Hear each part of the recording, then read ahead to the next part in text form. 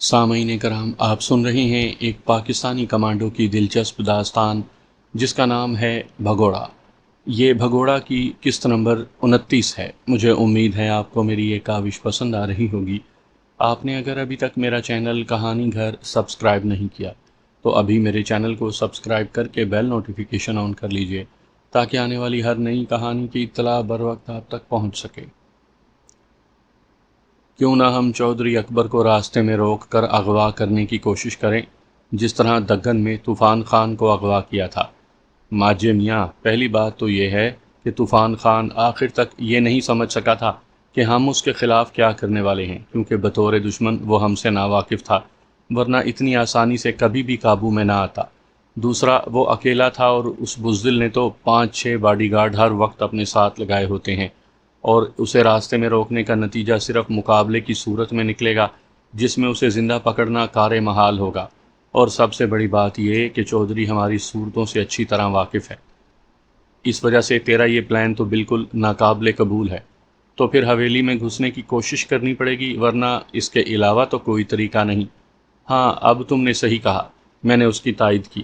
اس کے علاوہ اور بھی کوئی صورت ان حالات میں قابل عمل ہے ہی نہیں۔ مگر حویلی میں گھسنا بھی تو کافی مشکل نظر آ رہا ہے۔ اگر ہم اچانک پن حاصل کرنے میں ناکام رہے تو شاید چودھری بھاگ جائے، یوں بھی وہ قلعہ بند ہوں گے اور اپنے گھر کے چپے چپے سے واقف، جبکہ ہمیں تو یہ بھی نہیں پتا کہ اس کے گھر میں کمرے کتنے ہیں۔ اس بارے میں جنان خان سے مشورہ کرتے ہیں، شاید کوئی مناسب صورت نکل آئے، میں نے کہا، اور وہ کھڑا ہو گیا۔ آؤ پھر ابھی چلیں، کیونکہ میں چاہتا ہوں ہمیں آج رات ہی اپنا کام ختم کر لینا چاہیے۔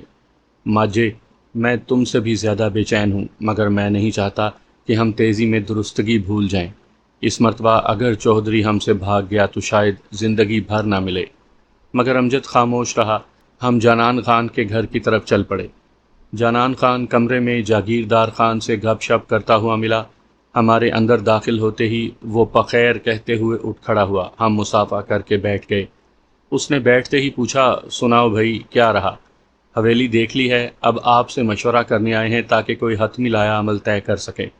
ضرور ضرور، کیوں نہیں، آپ صورتحال کی وضاحت کریں تاکہ مجھے مشورہ دینے میں آسانی رہے۔ ملک صاحب، بات صرف اتنی ہے کہ ہم چودھری کو زندہ پکڑنا چاہتے ہیں، جبکہ اس کی حویلی میں ہمیں کافی سخت پہرا نظر آتا ہے، اور اندر گھسنے کی صورت میں اندیشہ ہے کہ دو بدو مقابلے کی نوبت آ جائے گی، جس کے نتیجے میں چودھری کا زندہ ہمارے ہاتھ آنا کچھ مشکل سا لگتا ہے، بلکہ ایسی صورت پیش آنے پر ان پر قابو پا لینے کے چانس بھی 50-50% ہیں۔ دوسرا، اگر ہم اسے راستے میں روک کر پکڑنے کی کوشش کریں تب بھی بات نہیں بنے گی کہ ایک تو وہ ہمیں شکل سے پہچانتا ہے اور اس کے علاوہ اس کے ساتھ 4-5 باڈی گارڈز بھی ہوتے ہیں، تو یہاں بھی وہی صورتحال درپیش ہونے کا خطرہ ہے۔ کافی دیر مغز ماری کرنے کے بعد ہم نے آپ سے رہنمائی لینے کی بابت سوچا ہے۔ اس ضمن میں آپ کہیں اس سوچ میں نہ پڑ جانا کہ ہمیں آپ کی جسمانی طور پر کوئی مدد چاہیے، ہمیں تو بس کسی مناسب مشورے کی ضرورت ہے۔ برادر، اپنی مدد کی پیشکش میں اس سے پہلے بھی کر چکا ہوں، اور دوبارہ پھر یہی کہوں گا کہ میں اور میرے بندے بالکل حاضر ہیں، لیکن اس میں صرف اتنی قباحت ہے کہ چودھری کے خلاف آپ ہمیں صرف رات کو استعمال کر سکتے ہیں۔ کھلم کھلا اس کے خلاف کسی بھی کارروائی میں آپ کے شانے بشانہ نہیں لڑ سکتے، کیونکہ ایسا کرنے کی صورت میں ملک دلشاد خان اور سبز علی خان، جن کے ساتھ چودھری کے اچھے تعلقات ہیں، وہ ہمارے خلاف میدان میں اتر آئیں گے۔ ان کے نزدیک چودھری سے میری دشمنی کی وجہ کاروباری رقابت ہوگی۔ وہ دونوں بھی اسی کاروبار میں ملوث ہیں، اور آج اگر میں چودھری کو راستے سے ہٹانے کا اقدام کر سکتا ہوں تو کل کلاں کو ان کے خلاف بھی اس قسم کی کوئی کارروائی کر سکتا ہوں۔ حالانکہ میں ان سے ڈرتا نہیں ہوں، لیکن پھر بھی ان کی مخالفت میرے لیے چھوٹے موٹے مسائل پیدا کر سکتی ہے۔ ملک صاحب، آپ موضوع سے ہٹ گئے ہیں، میں نے کہا۔ یہ ساری بحث ہم کر چکے ہیں اور ہمیں آپ کی مجبوریوں کا بھی احساس ہے۔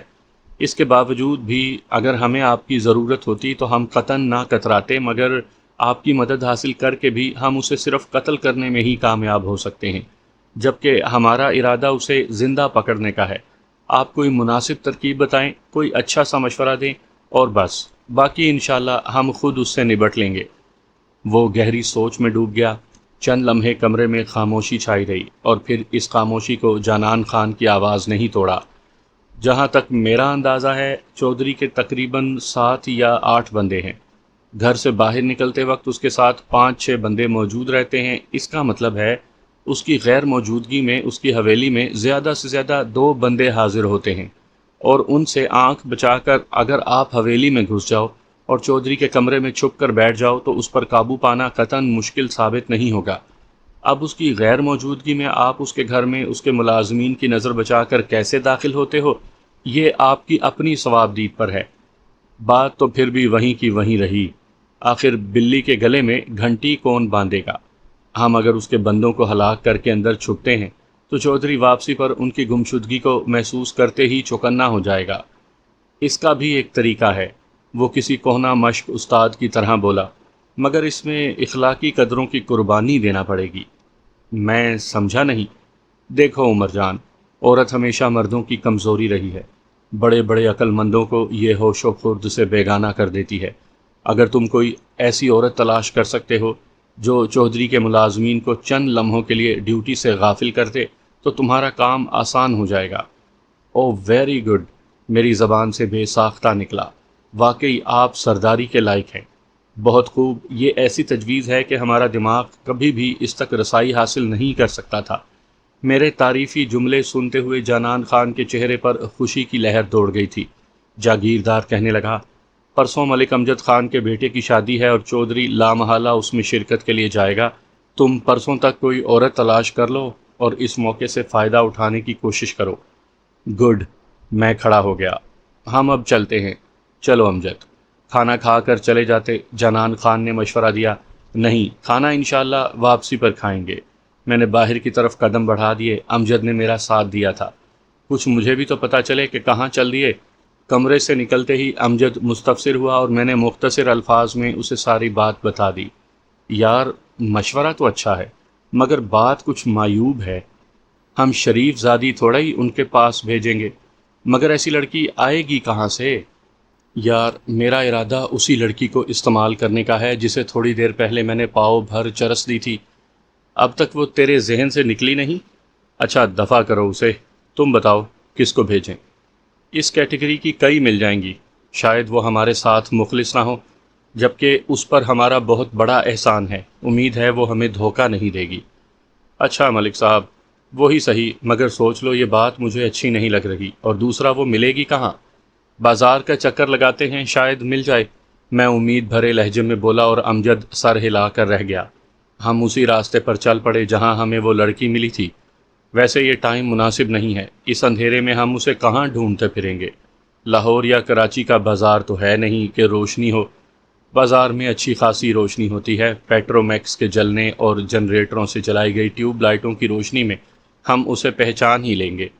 تم تو خیر اسے اندھیرے میں بھی پہچان لو گے، آخر جناب کو اس سے گلے ملنے کا شرف حاصل ہو چکا ہے۔ اس نے مجھے چھیڑا، بکواس کرنا تو کوئی تم سے سیکھے۔ کیوں، غلط کہا ہے؟ وہ مسکرایا، مگر اسے جواب دینے کے بجائے میں ارد گرد نگاہ دوڑانے لگا۔ ہم بینہ اسی جگہ پہنچ چکے تھے جہاں وہ ہمیں ملی تھی۔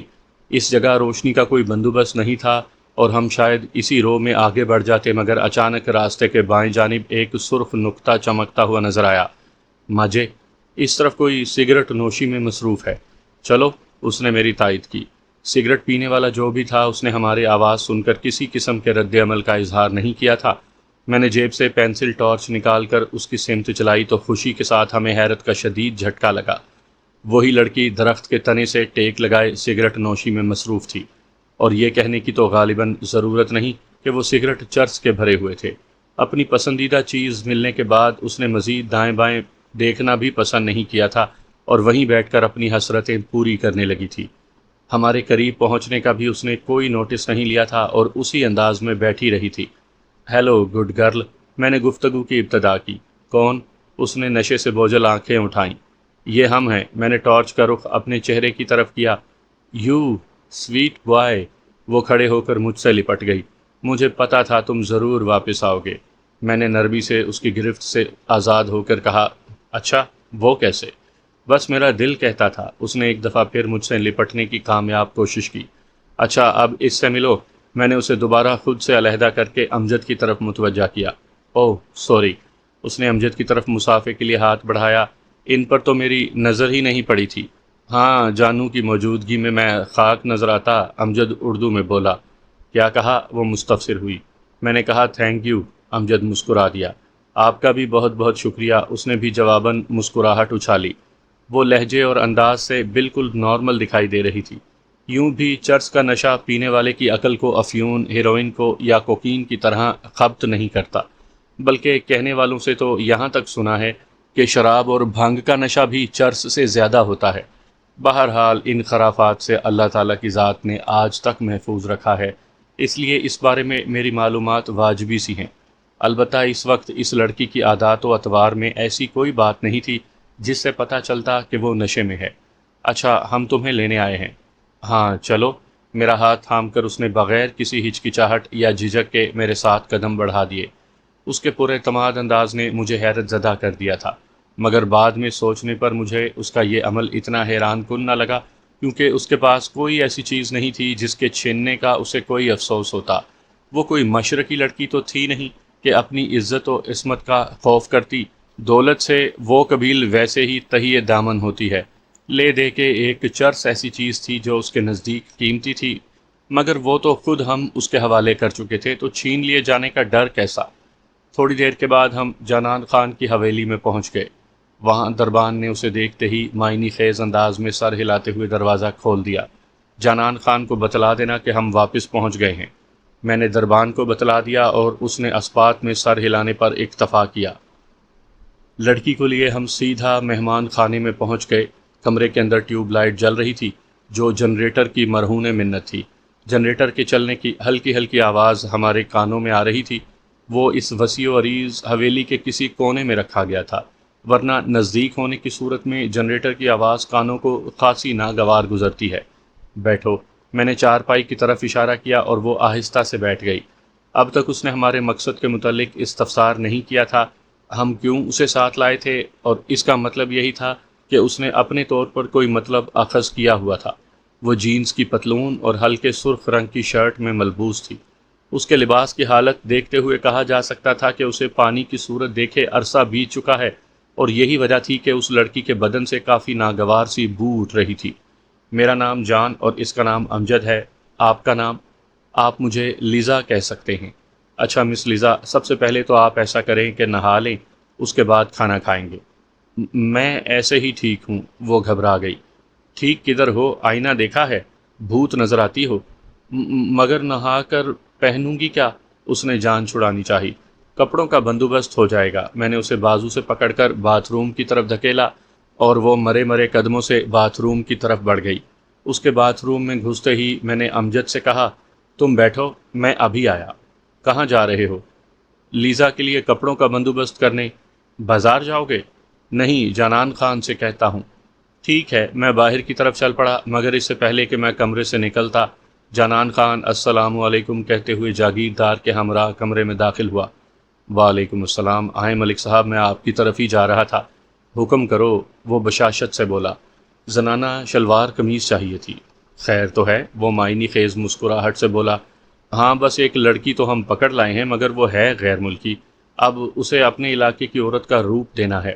شلوار قمیض تو مشکل ہے، البتہ میں مقامی لباس لے آتا ہوں۔ وہ کمرے سے نکل گیا۔ عمر جان صاحب، یہ عورت کدھر سے مل گئی؟ جاگیردار امجد کے ساتھ چارپائی پر بیٹھ گیا اور میں نے مسکراتے ہوئے اسے لیزا کی ملنے کی کہانی سنا دی۔ اسی لیے ملک صاحب کی تجویز سنتے ہی آپ عجلت کا مظاہرہ کرتے ہوئے اس کی تلاش میں چل پڑے تھے۔ ملک جانان خان جلد ہی کپڑوں کے بنڈل کے ساتھ لوٹ آیا۔ گلابی رنگ کا گھاگرا جس پر سبز اور سفید کشیدہ کاری کی گئی تھی، اس کے ساتھ اسی رنگ کی شلوار اور دوپٹہ مجھے کافی خوبصورت لگا۔ کپڑوں کا بنڈل اس سے لے کر میں باتھ روم کے دروازے کی طرف بڑھ گیا۔ لیزا، یہ کپڑے لے لو۔ میں نے دروازے پر دستک دے کر اسے آواز دی اور خود دروازے سے تھوڑا سا ہٹ کر کھڑا ہو گیا، کیونکہ مجھے پتا تھا کہ اس نے دروازہ کھول دینا ہے، اور وہی ہوا جس کی مجھے امید تھی۔ دے دو، اس نے مکمل دروازہ کھول دیا تھا۔ میں نے اس کی طرف دیکھنے سے گریز کرتے ہوئے اندازے سے کپڑے اس کی جانب بڑھا دیے اور پھر واپس امجد پارٹی کے پاس آ بیٹھا۔ جاگیردار جانان خان کو لیزا کی بابت تفصیلات بتلا رہا تھا، جبکہ امجد نے اس موقع کو غنیمت سمجھتے ہوئے گن کی صفائی کرنا شروع کر دی تھی۔ وہ اس منصوبے کے حق میں نہیں تھا، مگر میری طرح اس کے ذہن میں بھی اس کا متبادل حل نہیں آ رہا تھا۔ اس لیے خاموش تھا۔ البتہ خاموش تائید کے باوجود اس منصوبے پر عمل پیرا ہونے کے لیے اس نے کوئی خاص سرگرمی نہیں دکھائی تھی۔ چند لمحے کے بعد ہی لیزا باتھ روم سے برآمد ہوئی۔ دوپٹے کو اس نے اسکارف کی طرح گلے میں لپیٹ لیا تھا۔ اسے دیکھ کر جانان خان اور جاگیردار حیران رہ گئے تھے، بلکہ وہ کیا، خود ہمیں بھی حیرت کا ایک جھٹکا سا لگا تھا۔ ان کپڑوں میں وہ اتنی دلکش، پیاری اور پرکشش لگ رہی تھی کہ اگر ہم اس کا دوسرا روپ نہ دیکھ چکے ہوتے تو کبھی بھی اسے اس منصوبے میں استعمال کرنے کی کوشش نہ کرتے۔ او لڑکے، یہ تو بہت خوبصورت ہے، جانان خان کے منہ سے بے ساختہ نکلا اور میرے ہونٹوں پر مسکراہٹ دوڑ گئی۔ وہ خرامہ خرامہ چلتے ہوئے میرے ساتھ آ کر بیٹھ گئی اور ہولے سے بولی، میں کیسی لگ رہی ہوں جان؟ بہت اچھی اور خوبصورت، میں نے صاف گوئی سے کہا۔ شکریہ کہتے ہوئے اس کے چہرے پر مسکراہٹ دوڑ گئی تھی۔ کھانا منگواؤں؟ بھوک لگی ہے یا نہیں؟ میں مستفسر ہوا۔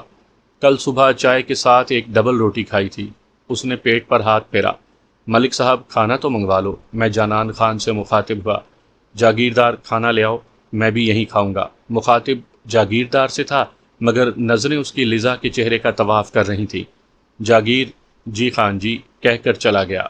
اس سے آپ نے بات کر لی ہے؟ اس کا اشارہ لیزا کی جانب تھا۔ نہیں، میں نے نفی میں سر ہلایا، مگر یہ آسانی سے مان جائے گی۔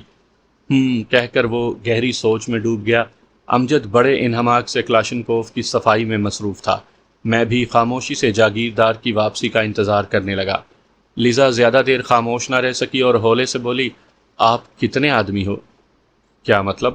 میرے لہجے میں حیرانی تھی۔ مطلب آپ یہی 4 مرد ہو یا اور بھی ہیں؟ میں اب بھی آپ کی بات نہیں سمجھ سکا ہوں کہ ہماری تعداد سے آپ کا کیا تعلق؟ وہ دراصل میں آپ کے ساتھ اس لیے آئی تھی کہ میں نے سمجھا آپ صرف 2 آدمی ہو، جبکہ یہاں لگتا ہے کہ آپ لوگوں کی کافی تعداد ہے اور میں اکیلی کیسے؟ اس نے بات ادھوری چھوڑ دی، مگر میں اس کے مفہوم سے پوری طرح آگاہ ہو گیا تھا، اور یہ آگاہی نامہ میرے لیے فقط شرمندگی کا باعث ہی بن سکا تھا۔ امجد نے بھی عجیب سی نظروں سے میری طرف دیکھا۔ میں جلدی سے بولا، نہیں لیزا، ایسی کوئی بات بھی نہیں ہے۔ مگر اسے یہ باور کروانا بہت مشکل تھا کہ ہم اسے کسی مذموم مقصد کے لیے اپنے ساتھ نہیں لائے تھے۔ اس نے جس معاشرے میں آنکھ کھولی تھی اور جس تہذیب کی وہ پروردہ تھی، اس تہذیب میں عورت اور مرد کا صرف ایک ہی رشتہ تھا، اور وہ تھا جسمانی تعلق کا رشتہ، جبکہ ہمارا معاشرہ عورت کو کئی پاکیزہ رشتوں کی صورت میں ہمارے سامنے لاتا تھا، جس کی ہر صورت ہمارے لیے قابل احترام، مقدس اور قابل عزت تھی۔ اس نے جس خدشے کا اظہار دبے الفاظ میں کیا تھا، وہ اس بات کا مظہر تھا کہ اس کم عمری میں اسے ایک یا اس سے زیادہ تلخ تجربات ہو چکے تھے۔ کیا مطلب؟ ایسی کوئی بات نہیں ہے کا؟ اب حیران ہونے کی باری اس کی تھی۔ پہلے کھانا کھا لیں، پھر بتاتا ہوں۔ جاگیردار کو کھانے والے برتنوں کے ساتھ کمرے میں داخل ہوتے دیکھ کر میں بولا۔ وہ اسبات میں سر ہلا کر رہ گئی تھی۔ ایک دوسرا ملازم بھی جاگیردار کے ہمراہ تھا۔ کھانے والے برتن ٹیبل پر رکھ کر وہ دونوں باہر نکل گئے تھے۔ جاگیردار خان بھی جانان خان کے احترام میں ہمارے ساتھ کھانے میں شریک نہیں ہوا تھا۔ کھانے کے دوران جانان خان مستفسر ہوا، یہ لڑکی آپ سے کیا پوچھ رہی تھی؟ لیزا چونکہ انگریزی میں بات کر رہی تھی، اس لیے جانان خان کے پلے کچھ بھی نہیں پڑا تھا۔ امجد اور میں کوئی اتنی اچھی انگلش نہیں بول سکتے تھے، بس گزارے لائق سمجھ اور بول لیتے تھے۔ اسی طرح لیزا کو بھی انگلش پر اتنا عبور نہیں تھا۔ نامعلوم اس کی مادری زبان کون سی تھی، لیکن جانان خان تو اس معاملے میں بالکل کوہرا تھا۔ یہ پوچھ رہی تھی کہ ہم اس سے کیا کام لینے کا ارادہ رکھتے ہیں۔ میں بات کو گول مول کر گیا۔ تو پھر آپ نے کیا بتلایا؟ اس نے اشتیاق سے پوچھا۔ فی الحال تو کچھ نہیں بتلایا، کھانے کے بعد یا پھر کل صبح اس سے تفصیل سے گفتگو کریں گے۔ کھانا کھانے کے بعد ملازم چائے لے آیا۔ چائے پی کر میں نے لیزا سے پوچھا، تمہیں مزید کوئی چیز درکار ہے؟ اگر سگریٹ مل جاتے، اس کے ساتھ تھوڑی سی چرس بھی۔ کیا؟ اس کی بات نے مجھے حیران کر دیا۔ پاؤ بھر چرس کا کیا ہوا؟ وہ میں ساتھ لیے تھوڑی پھر سکتی ہوں، وہ تو میں نے اسی درخت کے ساتھ ایک مناسب جگہ پر چھپا دی تھی۔ ملک صاحب، سگریٹ اور چرس مل جائے گی؟ کیوں نہیں، یہ لو۔ اس نے گولڈ لیف کی ڈبی میری جانب بڑھائی۔ اس میں چرس سے بھرے سگریٹ موجود ہیں۔ ڈبی لے کر میں نے لیزا کی طرف بڑھا دی۔ اس میں چرس سے بھرے سگریٹ موجود ہیں۔ اب تم آرام کرو، صبح کام سے متعلق بات چیت کریں گے۔ اسے کہہ کر میں جانان خان سے مخاطب ہوا، چلیں ملک صاحب تاکہ یہ آرام کر سکے۔ ہاں ہاں، کیوں نہیں۔ وہ اٹھ گیا، جبکہ امجد میری بات سن کر اس سے پہلے کھڑا ہو گیا تھا۔ جان تم تو میرے ساتھ رہ جاؤ نا، لیزا لجاجت سے بولی۔ نہیں لیزا، میں فی الحال آپ کے ساتھ نہیں رہ سکتا، اور کیوں نہیں رہ سکتا اس بارے میں پھر کبھی بات کریں گے۔ اب تم ہمیں اجازت دو اور خود بھی آرام کرو۔ اسے ہکا بکا چھوڑ کر ہم باہر نکل آئے۔ جانان خان نے پوچھا، اب یہ کیا کہہ رہی تھی؟ میرا جی چاہا کہ اس سے پوچھوں کہ وہ لیزا میں اتنی دلچسپی کیوں لے رہا ہے، مگر پھر مصلحت آڑے آ گئی۔ میں نے بات کو گول مول کر دیا۔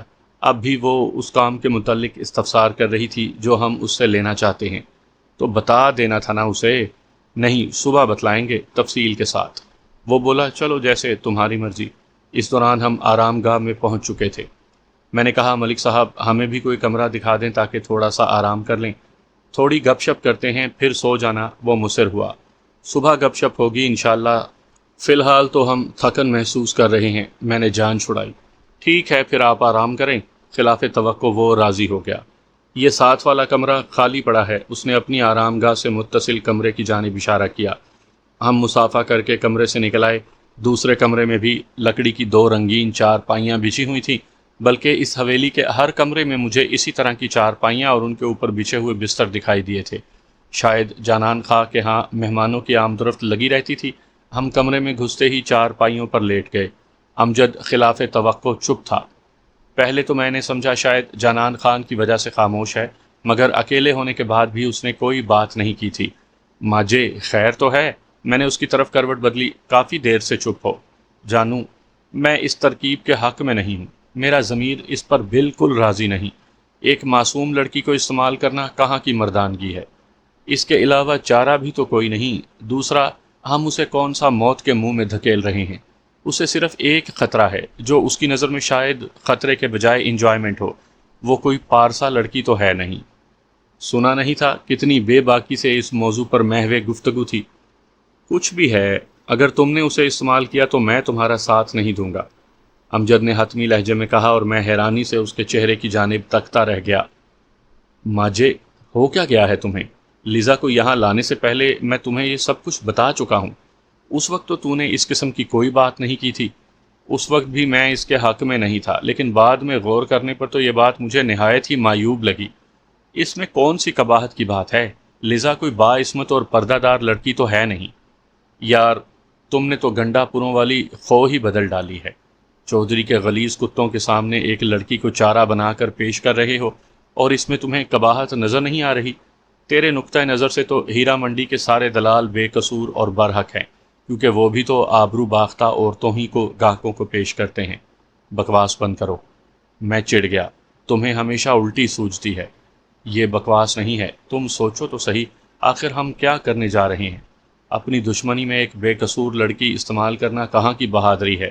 اب ہم اتنے عاجز ہو گئے ہیں کہ چودھری کے خلاف عورتوں کا سہارا لیں گے؟ کبھی نہیں، میں ایسا نہیں ہونے دوں گا۔ وہ اپنی بات پر ڈٹا رہا۔ تو کیا کریں؟ کچھ بھی کرو، لیکن اصولوں پر سودے بازی نہیں ہوگی۔ چودھری کو ہم نے ڈھونڈ نکالا ہے، اس کی نگرانی کرتے رہیں گے، کبھی تو ایسا موقع ہاتھ آئے گا جب اس پر ہاتھ ڈال سکیں گے، اور اگر اس سے پہلے وہ غائب ہو گیا پھر؟ ایسے ہی غائب ہو جائے گا؟ کوئی جن بھوت ہے کیا؟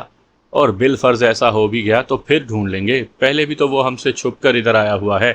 مگر مجھ سے مزید صبر نہیں ہو سکتا۔ میں چاہتا ہوں جلد سے جلد اس کے گندے وجود سے دھرتی کو پاک کر دوں۔ میں تم سے بھی زیادہ بے چین ہوں، لیکن بے صبری میں کام بگاڑنا نہیں چاہتا۔ یاد ہے نا چچا فاضل نے کیا کہا تھا کہ جلد باز کتیا اندھے بچے پیدا کرتی ہے؟ امجد نے سرائکی کی مشہور کہاوت بیان کی۔ پھر لیزا کا کیا کریں؟ کرنا کیا ہے، صبح اس کا شکریہ ادا کر کے رخصت کر دیتے ہیں، اور میں اسے نکاح پڑھانے سے تو رہا، شیلا بی بی کافی بے چینی سے میری منتظر ہوگی۔ البتہ تم چاہو تو شیتل کا بہتر نعم البدل ہے، اور وہ بھی کافرہ ہے، یہ بھی مسلمان نہیں، اور نشے بازی کی لت بونس میں۔ بک بک اچھی کر لیتے ہو۔ میں خفت سے ہنسا۔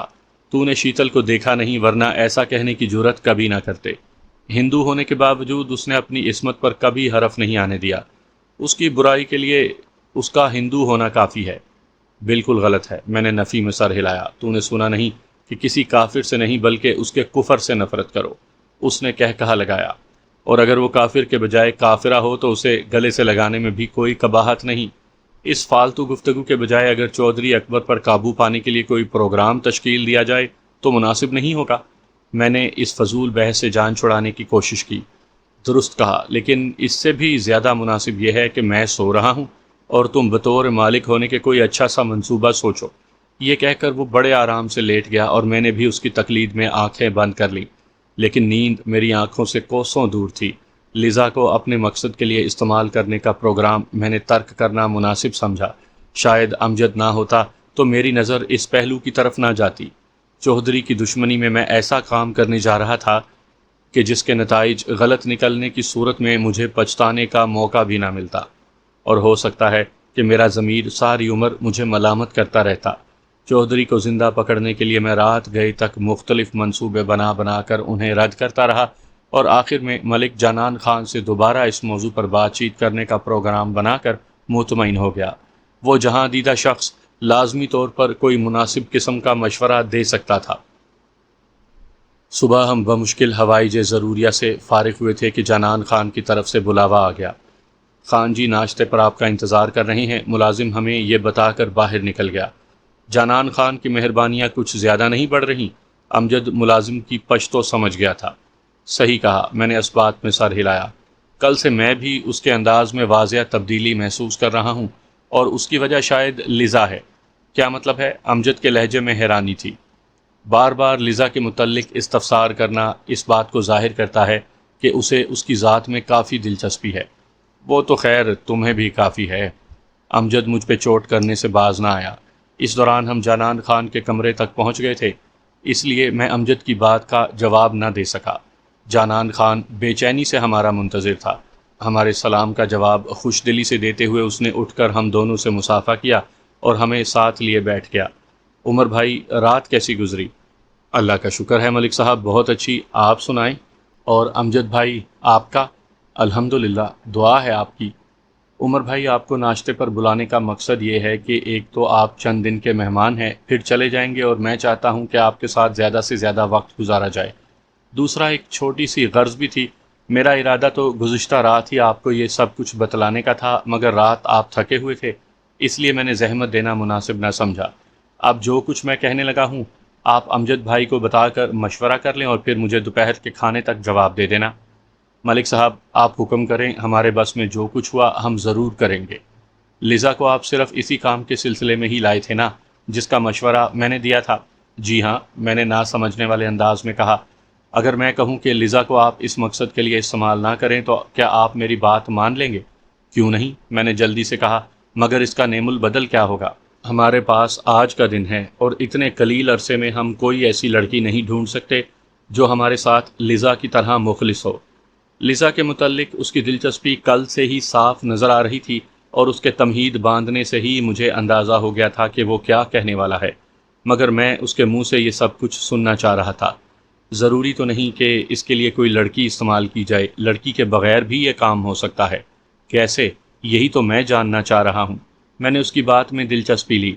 کل شادی میں شرکت کی غرض سے چودھری لازماً جائے گا، اور شادی کا ہنگامہ رات گئے ہی ختم ہوگا۔ دوسرے، چودھری کا کھانا شادی والے گھر میں ہی ہوگا، کیونکہ مجھے اور میرے آدمیوں کو بھی کھانے کا دعوت نامہ ملا ہوا ہے۔ کل شام کو جب چودھری شادی کی تقریب میں الجھا ہوگا، اگر ہم گاڑی میں کھانا لے کر چودھری کے گھر جائیں اور اس کے گھر میں موجود محافظوں کو یہ تاثر دیں کہ یہ کھانا شادی کے گھر سے آیا ہے، اور اس دوران ان محافظوں کی نظر بچا کر آپ دونوں وہیں چھپ جاؤ، تو کیسا رہے گا؟ اس کا منصوبہ سن کر میں حقیقتاً خوشی سے اچھل پڑا تھا۔ اگر یوں ہو جائے تو کیا کہنے؟ اس کا مطلب ہے آپ میری تجویز سے متفق ہیں؟ وہ جیسے خوشی سے کھل اٹھا۔ بالکل، اس سے اچھی تجویز ہو ہی نہیں سکتی۔ یعنی لیزا اس منصوبے سے خارج ہو گئی، اب اس کا کیا کرو گے؟ اس نے لیزا کے متعلق میری رائے جاننا چاہی، مگر میں نے بھی کچی گولیاں نہیں کھیلی تھی۔ میں نے اس کی بات اس کو لوٹائی۔ آپ ہی بتائیں اس کا کیا کرنا چاہیے؟ چند لمحے سوچنے کے بعد وہ بولا، عمر بھائی، حقیقت یہ ہے کہ لیزا مجھے پسند آ گئی ہے، اور میں مستقل اسے اپنے پاس رکھنا چاہتا ہوں، اور یہ تو آپ کو پتہ ہی ہوگا کہ میں کتنی آسانی سے اس کی ضروریات کو پورا کر سکتا ہوں۔ ملک صاحب، آپ کی بات بجا صحیح، مگر اس کا فیصلہ تو لیزا خود ہی کر سکتی ہے کہ آیا وہ آپ کے پاس رہنا چاہتی ہے یا نہیں رہنا چاہتی۔ اگر آپ مہربانی کریں تو اس سے یہ سب کچھ پوچھ کر مجھے بتلا سکتے ہیں، کیونکہ میں انگریزی نہیں جانتا۔ دوسرا، آپ اسے میرے ساتھ رہنے کے فوائد بھی صحیح طریقے سے سمجھا سکتے ہیں۔ اتنا تو خیر ہم کر دیں گے اور شاید وہ مان بھی جائے، مگر آپ کو یہ پتہ ہونا چاہیے کہ ایک تو وہ نشے کی عادی ہے، دوسرے اس کا ماضی بھی کوئی اتنا صاف نہیں ہے۔ آگے آپ کی مرضی، مجھے وہ اپنی ہر خامی سمیت قبول ہے۔ جیسے تمہاری مرضی، لیزا کو جاگنے دو، ہم اس سے بات کر لیتے ہیں۔ امجد سے تو مشورہ کر لو، اسے چھوڑیں آپ۔ چلو پھر لیزا کے پاس چلتے ہیں، شاید وہ جاگ گئی ہو۔ جانان خان نے بے چینی سے پہلو بدلا۔ نہیں، فی الحال آپ رہنے دیں، ہم اکیلے میں اس سے بات کر لیتے ہیں۔ یہ بھی ٹھیک ہے، لیکن مجھے اس کے فیصلے سے جلدی آگاہ کرنا۔ اور میں سر ہلاتا امجد کو ساتھ لیے باہر آ گیا۔ یہ کیا آپ لوگ مسلسل لیزا کے پیچھے پڑے تھے؟ کمرے سے نکل کر امجد مستفسر ہوا اور میں ہنستے ہوئے بولا، عشق نے غالب نکما کر دیا، ورنہ ہم بھی آدمی تھے کام کے۔ کیا مطلب؟ امجد کچھ نہ سمجھتے ہوئے بولا اور میں نے مختصراً اسے جانان خان سے ہونے والی گفتگو بتا دی۔ ہاں، تجویز تو ٹھیک ہے۔ وہ بھی جانان خان کے منصوبے سے متفق ہو گیا۔ کامیابی اور ناکامی تو اللہ کے ہاتھ میں ہے، مگر ہمارے ضمیر پر تو کوئی بوجھ نہیں پڑے گا نا۔ اور لیزا کو جانان خان کے حوالے کر دینے کے بارے میں تیری کیا رائے ہے؟ اس بات کو لیزا کی مرضی پر چھوڑ دو۔ ہم نے کوئی ٹھیکہ نہیں لیا بچھڑے ہوں کو ملانے کا۔ اس دوران ہم لیزا کے کمرے کے قریب پہنچ چکے تھے۔ یوں تو جانان خان کی آرام گاہ سے اس کمرے کا فاصلہ اتنا زیادہ نہیں تھا، مگر ہم نہایت سست روی سے چلتے ہوئے وہاں پہنچے تھے۔ اس لیے میں نے امجد کو تمام تفصیل سے آگاہ کرتے ہوئے مستقبل کی منصوبہ بندی کر لی تھی۔ کمرے کا دروازہ کھلا ہوا تھا، ہلکے سے دروازہ کھٹکھٹا کر ہم اندر داخل ہو گئے۔ امجد مجھ سے ایک قدم پیچھے تھا۔ وہ تکیہ موڑ کر کمرے کے پیچھے رکھے دونوں ہاتھ گردن سے لپیٹے جانے کن خیالوں میں کھوئی ہوئی تھی۔ ہمارے کمرے میں داخل ہوتے ہی وہ جلدی سے اٹھ کر میری جانب بڑھی۔ جان، تم کہاں تھے؟ دیکھو کتنی دیر سے تیری منتظر ہوں۔ اس کی پیش قدمی سے ہی مجھے اس کے ارادے کا پتہ چل گیا اور حفظ ما تقدم کے طور پر میں نے جلدی سے مسافے کے لیے ہاتھ اس کی سمت بڑھا دیا۔ میری اس حرکت پر ایک لمحے کے لیے اس کے چہرے کا رنگ متغیر سا ہوا، مگر پھر خود پر قابو پاتے ہوئے اس نے میرا ہاتھ تھام لیا۔ رات کیسی گزری؟ میں نے نارمل لہجے میں پوچھا۔ بہت اچھی گزرتی اگر آپ میرے ساتھ ہی رہتے۔ اس نے اپنا ہاتھ امجد کی طرف مسافے کے لیے بڑھا دیا۔ میں اس کی بات کو نظر انداز کرتے ہوئے بولا، بیٹھو، تم سے ایک ضروری بات کرنی ہے۔ بولو۔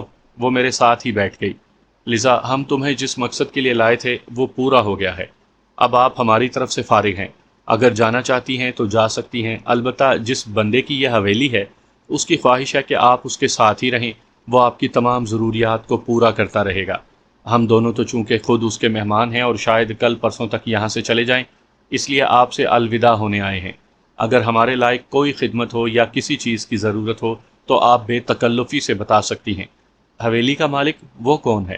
وہی جس نے کل ہمارے ساتھ بیٹھ کر کھانا کھایا تھا۔ آپ لوگوں نے کہاں جانا ہے؟ اور اگر میں آپ کے ساتھ جانا چاہوں تو؟ بہت مشکل ہے، کیونکہ ہم دشمن دار لوگ ہیں اور ہمارے ساتھ رہنے سے آپ کی جان کو بھی خطرہ لاحق ہو سکتا ہے۔ مجھے پتا ہے آپ مجھ سے جان چھڑانے کی کوشش کر رہی ہیں، وہ مایوسی سے بولی۔ بہرحال میں کچھ عرصے تک یہیں رہنا چاہوں گی۔ اگر اس کا رویہ میرے ساتھ اچھا رہا تو ٹھیک ہے، ورنہ یہ زمین کافی وسیع ہے۔ اوکے، پھر ہمیں اجازت دو۔ میں کھڑا ہو گیا۔ ہم نے اب کسی کام سے جانا ہے۔ امجد نے بھی میری تقلید کی تھی۔ اس کے تاثرات اس بات کے غماز تھے کہ وہ میری باتوں سے متفق ہے۔ لیزا نے بے دلی سے ہمیں الوداع کہا۔ وہ ہمارے انداز کو دیکھتے ہی سمجھ گئی تھی کہ ہم اس سے جان چھڑانا چاہ رہے ہیں۔ وہاں سے ہم سیدھے جانان خان کے پاس پہنچے، جو بے چینی سے ہمارا منتظر تھا۔ اسے لیزا کے اسباب کی خوشخبری سنا کر ہم اپنے کمرے میں آ گئے اور اپنے منصوبے کو آخری شکل دینے لگے۔ سرخ رنگ کی ڈبل ڈور درمیانی رفتار سے چودھری اکبر کے مکان کی طرف بڑھ رہی تھی۔ جاگیردار ڈرائیو کر رہا تھا اور اس کے ساتھ شمع گل بیٹھا ہوا تھا۔ میں نے اور امجد نے چہروں پر ڈھاٹے لپیٹ کر گاڑی کے کیبن میں بیٹھ گئے تھے، جبکہ عقبی حصے میں بھی 2 ملازم سوار تھے۔ ان کے ساتھ روٹیوں کا چھابا اور 3 دیگچے بھی پڑے تھے۔ چھابے پر بڑی سی چادر پڑی ہوئی تھی تاکہ روٹیاں گرد آلود نہ ہوں۔ تینوں دیگچوں میں نمکین، میٹھے چاول اور دمبے کا روسٹ گوشت موجود تھا، اور یہی مینیو آج شادی والے گھر میں مہمانوں کو پیش کیا جانا تھا۔ گزشتہ رات ہم اکٹھے بیٹھ کر اس منصوبے پر تفصیلاً بحث کر چکے تھے، اس لیے ہر آدمی کو اپنا کام ازبر تھا۔ گاڑی چودھری کی حویلی کے سامنے رک گئی۔ فرنٹ سیٹ پر جاگیردار کے ساتھ بیٹھے ہوئے شمع گل نے گاڑی سے باہر آ کر گیٹ کھٹکھٹانے کے لیے قدم بڑھائے، مگر اس سے پہلے دروازے کی چھوٹی کھڑکی کھلی اور ایک پہلوان نما شخص برآمد ہوا۔ اسے دیکھتے ہی میں نے پہچان لیا، یہ وہی موصوف تھا کہ جس وقت سب سے پہلے چودھری اکبر سے میری ہاتھا پائی ہوئی تھی، تو یہ اس کے ساتھ موجود تھا۔ اس کے علاوہ ایک اور پہلوان بھی اس وقت چودھری کے ساتھ تھا، اور ان دونوں کو میں نے مار مار کر لمبا کر دیا تھا، اور اسی خدشے سے کہ ان کا سامنا نہ ہو جائے، میں نے اور امجد نے اپنے چہروں کے گرد کپڑے لپیٹے ہوئے تھے۔ پروگرام کے مطابق شمع گل اس سے مستفسر ہوا، گھر میں کتنے آدمی موجود ہو، ہم کھانا لے کر آئے ہیں۔ پہلوان نے حیرانی سے پوچھا، کہاں سے؟ امجد خان کے گھر سے۔ اس نے حکم دیا ہے کہ جو لوگ بارات میں کسی مجبوری کے باعث شرکت نہیں کر سکے ہیں، ان کے گھروں تک کھانا پہنچایا جائے۔ اب جلدی سے بتاؤ کہ یہاں کتنے افراد ہیں، ہم نے اور جگہوں پر بھی جانا ہے۔ یہاں تو ہم 2 آدمی موجود ہیں۔ دوسرا کدھر ہے؟ شمع خان کے اچانک سوال پہ پہلوان بے ساختہ بولا، وہ پچھلے مورچے میں کھڑا ہے۔ اچھا، آپ برتن لے آئیں، لیکن خیال رہے میٹھے چاول، نمکین چاول اور روسٹ کے لیے علیحدہ علیحدہ برتن لانے ہیں۔ پہلوان سر ہلاتے ہوئے واپس مڑ گیا۔ تھوڑی دیر کے بعد ہی وہ 3 مختلف برتن اور روٹیوں کے چھابے کے ساتھ لوٹ آیا۔ گاڑی میں پیچھے بیٹھے ہوئے دونوں ملازموں نے جلدی جلدی اس کے برتن چاولوں اور روسٹس وغیرہ سے بھر دیے۔ شمع گل ان دونوں ملازموں سے بولا، یہ کھانا بھائی صاحب کے ساتھ گھر کے اندر تک چھوڑاؤ، کیونکہ تمام برتن اکیلے لے جانا اس کے لیے مشکل ہو جائے گا۔ اور چونکہ یہ سب کچھ پہلے سے طے تھا، اس لیے وہ بغیر کسی حجت کے جی اچھا کہہ کر گاڑی سے اترے اور پہلوان کے ساتھ چل پڑے۔ پہلوان رسمن بھی انکار نہ کر سکا۔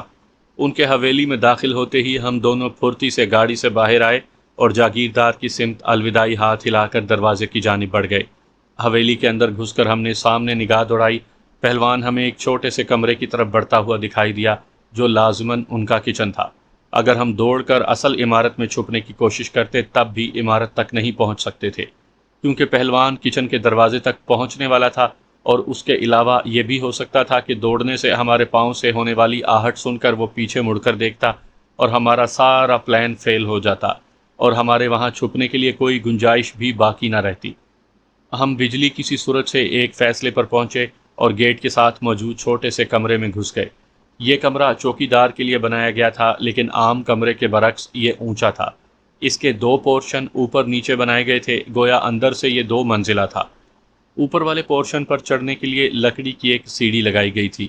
نیچے ایک چارپائی پڑی تھی، جس پر کھجور کے پتوں سے بنی ہوئی ایک چٹائی بچھائی ہوئی تھی، اور ایک میلی سی چادر بھی پڑی ہوئی تھی۔ اس مختصر سے کمرے میں ہمیں کوئی ایسی جگہ نظر نہ آئی جہاں ہم کمرے میں گھسنے والے کسی شخص کی نگاہ سے چھپ سکتے۔ اوپر والا پورشن بھی اس لحاظ سے موزوں نہیں تھا، کمرے میں گھسنے والے نے لازماً ڈیوٹی کے لیے اوپر چڑھنا تھا۔ لے دے کے دروازے کے کواڑ تھے جن کے پیچھے خود کو چھپانے کی کوشش کی جا سکتی تھی، مگر وہ کوشش بھی اس صورت میں کامیاب ہوتی کہ کمرے میں داخل ہونے والا بغیر دائیں بائیں غور کیے دوسری منزل پر چڑھ جاتا۔ اگر چارپائی کے اوپر ایسی چادر بچھی ہوتی جس کی وجہ سے کمرے میں داخل ہونے والے کو اس کے نیچے چھپا ہوا بندہ نظر نہ آ سکتا تو وہ ایک بہترین جگہ تھی، لیکن بدقسمتی سے اس کے اوپر چٹائی بچھی تھی اور اس کے نیچے چھپنے والا بغیر کسی تردد کے نظر آ سکتا تھا۔ میں نے دروازے کی درز سے جھانکا۔ جانان خان کے دونوں ملازم پہلوان سے الوداعی مصافحہ کر کے رخصت ہو رہے تھے۔ ان کے دروازے سے باہر نکلنے تک پہلوان صحن میں کھڑا رہا۔ اس کے بعد یقینی طور پر اس نے اپنی ڈیوٹی پر پہنچنا تھا۔ گو اس پر قابو پانا ہمارے لیے کوئی مشکل تو نہیں تھا، مگر اس صورت میں ہمارا پلان فیل ہو جاتا اور چودھری اپنے ملازموں کی غیر موجودگی سے بدک بھی سکتا تھا۔ لیکن اس دن شاید ہماری قسمت عروج پر تھی کہ جیسے ہی گاڑی کے سٹارٹ ہو کر چلنے کی آواز آئی، پہلوان نے گیٹ میں موجود کھڑکی کی کنڈی اندر سے لگائی اور عمارت کے پچھواڑے کی جانب چل پڑا۔ وہ جیسے ہی میری نگاہ سے اوجھل ہوا، میں نے آہستگی سے دروازے کا کواڑ کھول کر باہر جھانکا۔ وہ حویلی کی پشت کی جانب مڑتا ہوا دکھائی دیا۔ میرے اندازے میں وہ اپنے ساتھی کو کھانے کی اطلاع دینے جا رہا تھا۔ یہ چند لمحے ہمارے لیے غنیمت تھے، ورنہ بعد میں ہم چوہے کی طرح اس کمرے میں پھنس جاتے۔ امجد چلو، اس کے عمارت کے پیچھے غائب ہوتے ہی میں نے تیز لہجے میں کہا، اور ہم دونوں تیزی سے اندرونی عمارت کی طرف بڑھے۔ ہماری حد الوسع کوشش یہی تھی کہ ہمارے پاؤں کی آواز نہ نکلے، اور ہم اپنی اس کوشش میں کامیاب بھی رہے۔ ہم اندرونی عمارت کے قریب پہنچنے والے تھے کہ میرے کانوں میں پہلوان کی آواز آئی، جو ساتھی کو کھانے کے لیے بلا رہا تھا۔ اس نے شاید مورچے کے اوپر چڑھنے کی زحمت گوارا نہیں کی تھی کہ اس کی زوردار آواز ہمارے کانوں تک پہنچ رہی تھی۔ حویلی کا طرز تعمیر مقامی تھا۔ چھوٹا سا برآمدہ عبور کر کے ہم اندر داخل ہوئے۔ ایک مختصر سی گیلری تھی جس کے دونوں جانب اور سامنے کی طرف کمروں کے دروازے نظر آ رہے تھے۔ مجھے پتا تھا کہ ان کے سامنے والے کمروں کے ساتھ ملحق اور بھی بہت سارے کمرے موجود ہوں گے، کیونکہ مقامی لوگ کمرہ در کمرہ تعمیر کرنے کے عادی تھے۔ اس کی وجہ شاید اس سردی کی شدت کو کم کرنا ہو جو اس علاقے میں ریکارڈ پڑتی ہے۔ اس منحوس کا کمرہ کون سا ہو سکتا ہے؟ امجد نے برآمدے کے مین دروازے کے کواڑ بند کر دیے۔ جو کمرہ سب سے زیادہ پرتعیش اور سجا ہوا ہوگا وہی اس کا ہوگا۔ آخر کو چودھری ہے۔ میں نے جیب سے پینسل ٹارچ نکال لی اور آگے بڑھ گیا۔ گو جس وقت ہم اندر داخل ہو رہے تھے اس وقت ابھی تک سورج غروب نہیں ہوا تھا، مگر عمارت کے اندر روشنی کا کوئی خاطر خواہ بندوبست نہیں کیا گیا تھا، اس لیے گھپ اندھیرا چھایا ہوا تھا۔ برآمدے کے مین دروازے کے ساتھ 2 کھڑکیاں موجود تھیں جو بند تھیں۔ ان کو کھولنے سے گیلری میں خاطر خواہ روشنی پھیل سکتی تھی، مگر ہم اس قسم کا کوئی خطرہ مول نہیں لے سکتے تھے۔ تھوڑی دیر اندرونی عمارت میں گھومنے کے بعد ہی ہم نے چودھری کی خوابگاہ تلاش کر لی تھی۔ لکڑی کا جہازی سائز بیڈ اور فرش پر بچھا ہوا ایرانی قالین دیکھتے ہی ہمیں یقین ہو گیا کہ وہ چودھری کی ہی خوابگاہ تھی۔ وہاں چھپنے کے لیے سب سے بہترین جگہ بیڈ لگا۔ ہم اس کے نیچے گھس کر آرام سے لیٹ گئے تھے۔ یہاں تک تو ڈن ہو گیا، اب آگے کیا کرنا ہے؟ امجد چارپائی کے نیچے لیٹتے ہی بولا، ماجے، اس کتے کے ساتھ جتنے بندے موجود ہیں یہ رحمان خیل کے ہیں، اور میرے گھر کو جلانے میں بھی یہ برابر کے شریک ہیں۔ چودھری کو گرفتار کرنے کے بعد ان میں سے ایک بھی نہیں بچنا چاہیے۔ میرا خیال ہے ایک آدھ ہی پہرا دیتا ہوگا، باقی سو جاتے ہوں گے، کیونکہ چودھری کو یہاں کسی سے خطرہ نہیں۔ کوئی بات حتمی طور پر نہیں کہی جا سکتی، ہو سکتا ہے تمام سو جاتے ہوں، یہ بھی ممکن ہے کہ 3-4 آدمی بیک وقت جاگتے ہوں۔ ایک دفعہ چودھری پر قابو پا لیں پھر دیکھا جائے گا، امجد نے کہا، اور ہم دونوں نے خاموشی سادھ لی۔ وقت تھم سا گیا تھا۔ سیکنڈوں والی سوئی کی حرکت بھی اتنی سست ہو گئی تھی گویا کوئی چیز اسے حرکت سے روک رہی ہو۔ میرا دماغ اس وقت عجیب و غریب خیالات کی آماجگاہ بنا ہوا تھا۔ وہ وقت قریب آ گیا تھا جس کا میں کافی عرصے سے منتظر تھا۔ اپنے پیاروں کی صورتیں میری نگاہوں میں گھومنے لگیں۔ سعدیہ، عدنان، امی ابو، حاکم، احمد، محمد جان، بھابھی، بھتیجے، تمام کے ہنستے مسکراتے چہرے میری آنکھوں میں پانی بھرتے گئے۔ میں ان میں کسی کو بھی چودھری کے ظلم سے نہیں بچا سکا تھا، لیکن چودھری کو عبرتناک انجام سے دوچار کر کے میں اپنے دکھتے ہوئے زخموں پر مرہم رکھ سکتا تھا۔ ہمیں اس بیڈ کے نیچے بہت سا وقت گزارنا پڑا۔ وہ رات میری زندگی کی طویل ترین رات تھی، اور پھر خدا خدا کر کے انتظار کی گھڑیاں ختم ہوئیں۔ چودھری کے کمرے سے باہر ہمیں بہت سے بندوں کی ملی جلی آوازیں سنائی دیں۔ ہم نے بے ساختہ چھو کر ایک دوسرے کے جاگنے کو یقینی بنایا۔ دروازہ کھلا اور چودھری کی منحوس آواز میرے کانوں میں پڑی، شادی خان، کرم شاہ کو بولو جنریٹر جلدی آن کرے۔ جی چودھری صاحب۔ ایک دوسرے بندے کی آواز آئی، مگر اس کے جانے سے پہلے جنریٹر سٹارٹ ہونے کی ہلکی سی گڑ گڑاہٹ سنائی دی اور کمرے میں ٹیوب لائٹ کی دودھیا روشنی پھیل گئی۔ چارپائی کے نیچے سے مجھے چودھری کے جوتے نظر آ رہے تھے۔ وہ آہستہ قدموں سے چلتا ہوا آیا اور چارپائی پر بیٹھ گیا۔ تم لوگ آرام کرو، صبح جنگل خیل مال لے کر جانا ہے۔ شادی خان، کرم شاہ اور میر علی تینوں صبح سویرے نکل جانا، مجھے جگانے کی ضرورت نہیں۔ کتنا مال لے جائیں؟ شادی خان مستفسر ہوا۔ ان کی ڈیمانڈ کتنی تھی؟ 10 کلو۔ 15 کلو لے جانا، شاید زیادہ ضرورت پڑ جائے۔ ٹھیک ہے چودھری صاحب۔ اس مرتبہ بھی شادی خان بولا، شاید وہ کوئی منشی ٹائپ چیز تھا۔ اور کچھ؟ نہیں شکریہ، آپ لوگ آرام کریں۔ اور تمام بندے سلام کہتے ہوئے چودھری کے کمرے سے نکل گئے۔ ان کے جانے کے بعد چند لمحے چودھری اپنی جگہ پر بیٹھا رہا اور پھر اٹھ کر کمرے کا دروازہ اندر سے بند کر کے باتھ روم میں گھس گیا۔ اس دوران ہم چپ چاپ خاموشی سے لیٹے رہے۔ یوں بھی اس قسم کی سچویشن میں ہم بغیر بولے ایک دوسرے کے ارادے کو سمجھ لیتے تھے۔ باتھ روم سے باہر آ کر وہ بیڈ کے نزدیک آیا اور جھک کر کوئی چیز اٹھانے لگا، اور پھر ہلکی سی کھنکھناہٹ سن کر میں نے اندازہ لگایا کہ وہ چابیاں تھیں۔ چابیاں اٹھا کر وہ مڑا۔ اس کے قدم مجھے بیڈ کی پائنتی کی طرف بڑھتے نظر آئے۔ میں نے بیڈ کے نیچے سے سر نکال کر دیکھا، وہ دیوار کے ساتھ لٹکی ایک بڑی سی تصویر کو اتار کر نیچے رکھ رہا تھا۔ تصویر کے پیچھے ایک سیف کا دروازہ نظر آ رہا تھا۔ اسی طرح کا سیف میں نے بکنگ کلرک کے گھر میں بھی دیکھا تھا، جو بعد میں میرے ہاتھوں مارا گیا تھا۔ میں چارپائی کے نیچے سے نکل آیا۔ امجد نے بھی میری تقلید کی تھی۔ چودھری سیف کا دروازہ کھول کر اس میں منہمک تھا۔ چودھری، میں نے آہستہ سے پکارا۔ وہ بدک کر پیچھے مڑا۔ تم عمر؟ اس کی آنکھیں حیرت اور خوف کے ملے جلے تاثرات سے پھیل گئی تھیں۔ بڑی تیز یادداشت ہے چودھری، میں تو سمجھ رہا تھا کہ تو مجھے بھول گیا ہوگا۔ اس نے ہونٹوں پر زبان پھیرتے ہوئے چور نظروں سے دروازے کی جانب دیکھا۔ مگر اس کے دیکھنے سے پہلے امجد آہستہ قدموں سے دروازے کی طرف چل پڑا۔ وہ اچھی طرح جانتا تھا کہ اس نے کیا کرنا تھا۔ او عمر جان، میں تیرے ساتھ سودا کرنا چاہتا ہوں، یہ پیسے لے لو۔ اس نے سیف کی طرف اشارہ کیا۔ اس کے علاوہ میرے اکاؤنٹ میں کافی رقم موجود ہے، تمام تمہارے حوالے کر دوں گا۔ چودھری، رقم تو نہیں، البتہ دوسری شرط پر سودا ہو سکتا ہے۔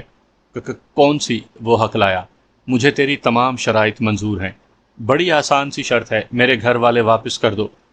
عمر جان، کوئی ممکن شرط بتلاؤ۔ بتا دوں گا، میں سرد لہجے میں بولا، اور دوسرے لمحے میرا بایاں مکہ پوری قوت سے اس کی کن پٹی پہ لگا۔ وہ اچھل کر سیف کے دروازے سے ٹکراتے ہوئے نیچے گر پڑا۔ اس کے منہ سے ایک بلند کرا خارج ہوئی تھی، مگر اس کے بعد وہ بے حس و حرکت ہو گیا۔ ماجے، اسے باندھنے کے لیے کوئی رسی دیکھو۔ میں اس کے متعلق کوئی رسک نہیں لینا چاہتا تھا، حالانکہ مجھے امید تھی کہ وہ گھنٹے 2 گھنٹے کے لیے بے ہوش ہو گیا تھا۔ سلنگ سے باندھ لیتے ہیں۔ وہ اپنی کلاشنکوف سے سلنگ نکالنے لگا۔ نہیں، بستر کی چادر سے پٹیاں پھاڑ لو۔ اور وہ سر ہلاتا ہوا بیڈ کی طرف بڑھ گیا۔ بیڈ کی چادر سے اس نے خنجر کی مدد سے 2 پٹیاں لمبائی کے رخ پھاڑی اور ان سے چودھری کے ہاتھ پاؤں مضبوطی سے باندھ دیے۔ اس کے منہ پر بھی پٹی باندھ دو۔ میں نے چادر سے مزید ایک پٹی پھاڑ کر امجد کی جانب بڑھائی۔ اس نے سر ہلاتے ہوئے پٹی لے کر اس کے منہ پر باندھ دی۔ تم اس کا خیال رکھو، میں ذرا باہر والے سورماؤں سے نمٹ لوں۔ نہیں، اس نے نفی میں سر ہلایا، یہ ادھر محفوظ ہے، دونوں چلتے ہیں۔ تیرا اکیلے جانا مناسب نہیں، البتہ اسے بیڈ کے نیچے چھپا دیتے ہیں۔ اس نے چودھری کو بیڈ کے نیچے گھسیٹ دیا۔ ایک لمحے کے لیے سوچ کر میں اسبات میں سر ہلاتے ہوئے کمرے کے بیرونی دروازے کی طرف بڑھ گیا۔ کنڈی کھول کر میں نے آہستہ سے باہر جھانکا، کوئی بھی نظر نہ آیا۔ دوسرے کمرے کو عبور کر کے ہم گیلری میں آ گئے۔ گیلری خالی پڑی تھی اور اس میں ایک ٹیوب لائٹ جل رہی تھی۔ برآمدے والا دروازہ اور کھڑکیاں بند تھیں، اس لیے ہمارے باہر سے دیکھے جانے کا خطرہ موجود نہیں تھا۔ البتہ گیلری کے ساتھ موجود کمروں سے کوئی باہر جھانکتا تو ہم آسانی سے نظر آ جاتے۔ پہلے کمرے یا باہر؟ امجد دھیمی آواز میں مستفسر ہوا۔ تم کمرے سنبھالو، میں باہر چلتا ہوں۔ اس سے بہتر یہ ہوگا کہ تم برآمدے کے دروازے کے ساتھ چھپ کر مجھے پروٹیکشن مہیا کرو، اور میں کوشش کرتا ہوں کہ بغیر شور شرابے کے انہیں مردار کر دوں۔ لیکن اس کے برعکس ہونے کی صورت میں تم اندر باہر دونوں سائیڈوں کو بآسانی کور کر لو گے۔ مجھے اس کی تجویز مناسب لگی اور میں اسبات میں سر ہلاتے ہوئے برآمدے کے دروازے کی جانب بڑھ گیا۔ دروازے کے ساتھ میں اس طرح چھپ کر کھڑا ہو گیا کہ اندر باہر دونوں طرف نظر ڈال سکوں۔ امجد نے میری پوزیشن دیکھ کر اطمینان بھرے انداز میں سر ہلایا اور دبے قدموں نزدیکی دروازے کی طرف بڑھ گیا۔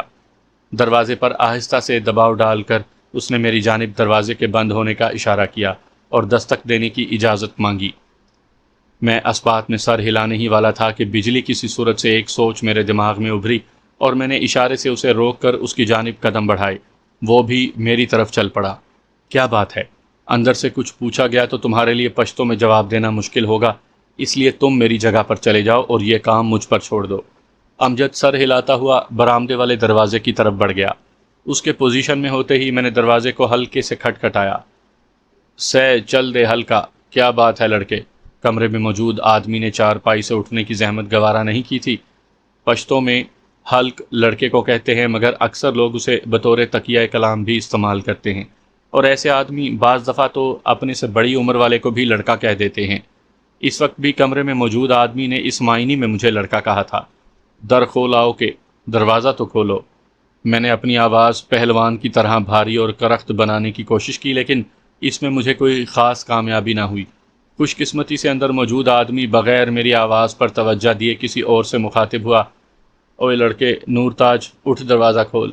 اس کا مطلب ہے کمرے میں کم از کم 2 آدمی تو لازماً موجود ہیں۔ میرے دماغ میں سوچ ابھری، مگر مزید کچھ سوچنے سے پہلے دروازے کے اندرونی جانب پاؤں کی آہٹ ابھری اور میں ہمتن گوش دروازے کی جانب متوجہ ہو گیا۔